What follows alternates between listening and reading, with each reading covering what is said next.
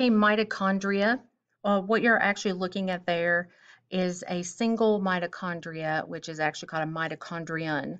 So the ending changes, like it does with a lot of things in science, from singular versus plural. So this is a mitochondrion, but nobody says that. We all just say mitochondria.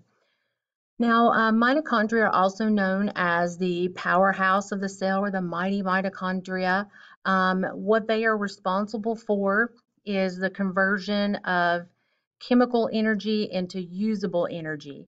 So we will talk more about the mitochondria when we get to energy, which is our next unit right after cells. Now, this process of cellular respiration occurs in organisms that use oxygen.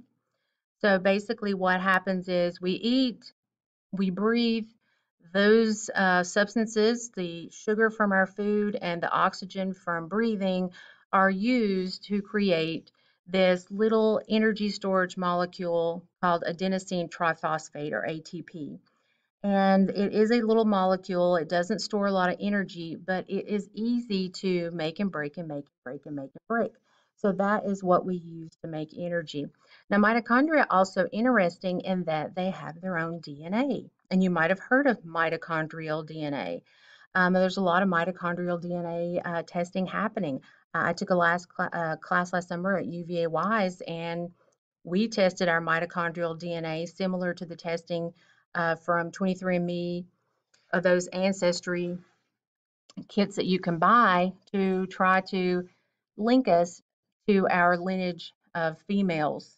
And that's all it links you to is your lineage of females. But it is kind of interesting. And by the way, I had this weird combination, so the origins of me are a mystery. I don't know. But it is pretty interesting that it has its own DNA, and some think because of that, it could at one point have been uh, a single structure, a cell in and of itself. Now, when you look at it, it has an interesting shape. So I think it kind of looks like a circus peanut or maybe just a regular peanut. And inside of it is this really squiggly membrane. So one of the things that we'll talk about is surface area, the importance of having surface area, increased surface area, and what that can mean for a cell. So part of the chemical reactions that occur in the production of ATP or usable energy actually occurs in that inner membrane. So the more membrane that you have, the more chemical reaction can occur and the more ATP you'll make. Now, the other organelle that we'll talk about in energy or in our energy unit is a chloroplast. Now, a chloroplast, you're going to find those in plant cells. We do not have chloroplasts because if we did, we would be green and we wouldn't have to eat. And the reason we wouldn't have to eat is that the chloroplast is the site of photosynthesis. So this is actually the first step in energy conversion. So this is a conversion of solar energy into chemical energy. So by taking in sunlight and using it to power the process, power the chemical reactions of transforming carbon dioxide and water into glucose, C6H12O6, and oxygen, or O2.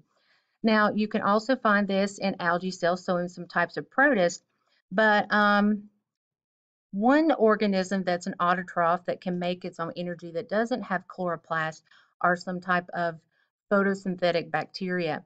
Because bacteria, pardon me, as an alarm, because bacteria are prokaryotes and they don't have organelles, they don't have chloroplast. Instead, the chlorophyll, which is located normally in a chloroplast, is located in their cell membrane. And the significance of chlorophyll is that it's the pigment that actually harnesses, it traps the energy from the sun so that it can be used in the organism itself.